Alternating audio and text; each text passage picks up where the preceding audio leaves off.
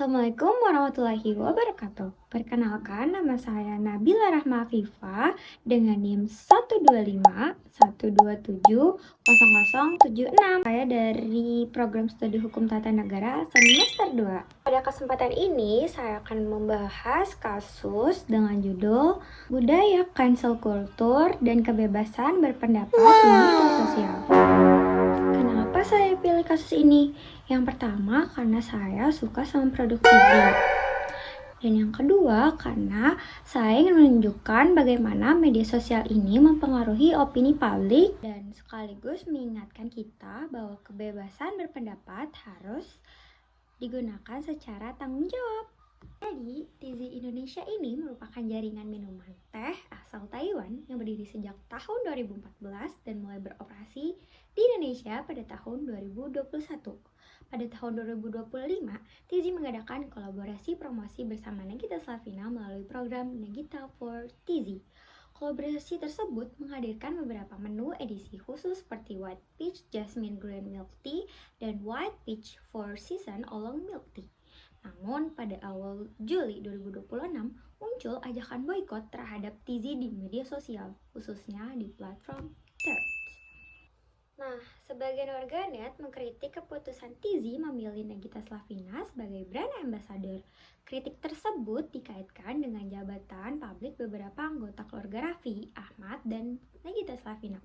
Salah satu unggahan yang viral ini berbunyi, "Oke, waktunya stop beli Tizi. Gak akan mau support atau keluar duit sedikit pun buat orang-orang penjilat pemerintah dan tempat cuci duit." Selain itu, ada juga pengguna media sosial yang berpendapat bahwa pemilihan Nagita kurang sesuai dengan segmentasi pelanggan Tizi. Akibat ramainya perbincangan tersebut, muncul seruan boikot terhadap Tizi di berbagai media sosial. Menanggapi hal tersebut, Tizi Indonesia kemudian mengeluarkan klarifikasi resmi. Dalam klarifikasinya, Tizi menjelaskan bahwa menu White Peach sebenarnya sudah menjadi menu reguler sebelum kolaborasi dengan Nagita Slavina.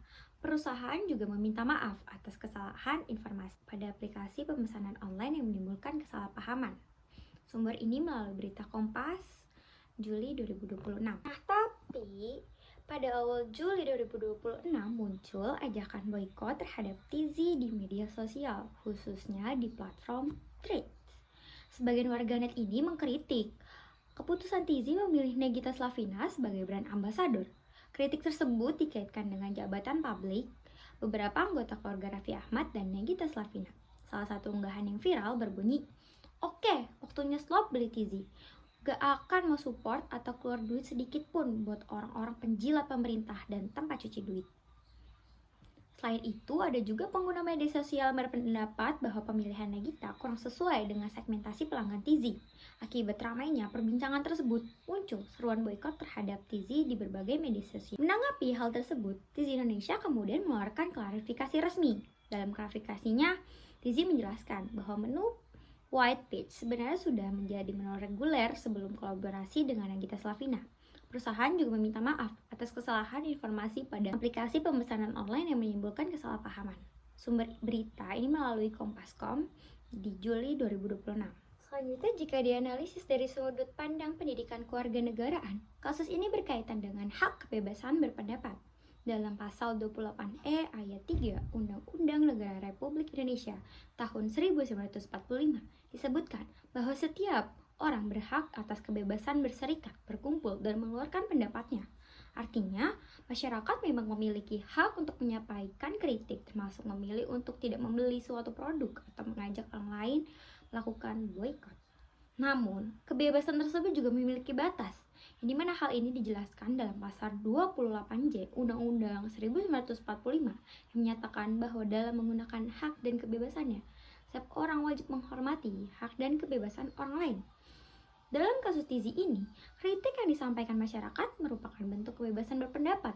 Akan tetapi, apabila kritik tersebut disertai tuduhan yang belum terbukti kebenarannya atau disebarkan tanpa verifikasi, maka hal tersebut berpotensi merugikan nama baik pihak lain. Kasus ini juga menunjukkan bagaimana media sosial dapat mempercepat penyebaran opini sehingga membuat perusahaan dapat mengalami penurunan kepercayaan masyarakat hanya dalam waktu singkat.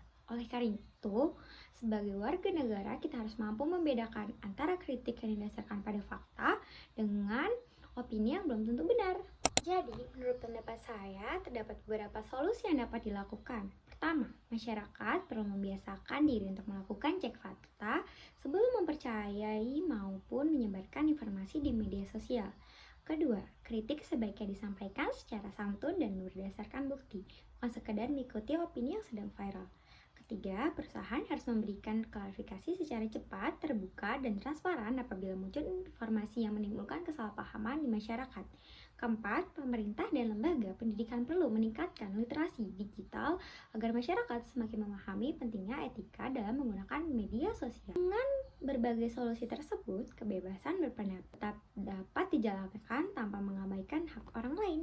Melalui kasus ini, saya belajar bahwa media sosial memiliki pengaruh yang sangat besar dalam membentuk opini publik. Saya menyadari sebagai warga negara ini memiliki hak untuk menyampaikan pendapat. Namun, saya juga memiliki tanggung jawab untuk memastikan informasi yang saya sampaikan benar dan tidak merugikan pihak lain. Tambahan saya, sebelum ikut melakukan cancel culture atau boykot terhadap suatu pihak, kita sebaiknya mencari informasi dari berbagai sumber, membaca klarifikasi dari pihak yang bersangkutan, dan berpikir secara kritis. Dengan cara yang begitu, kita dapat menjadi pengguna media sosial yang lebih bijak juga bertanggung jawab. Sebagai penutup, dapat disimpulkan bahwa fenomena cancel culture merupakan salah satu bentuk kebebasan berpendapat yang dikembangkan di era digital ini. Namun, kebebasan tersebut harus digunakan secara bertanggung jawab dengan tetap menghormati hak orang lain serta mengutamakan fakta sebelum menyebarkan informasi. Dalam kasus Tizi mengajarkan bahwa opini viral dapat memberikan dampak besar terhadap citra suatu perusahaan. Oleh karena itu, kita harus menjadi warga negara yang kritis, bijak, dan bertanggung jawab dalam menggunakan media sosial. Terima kasih atas perhatiannya. Wassalamualaikum warahmatullahi wabarakatuh. Bye-bye.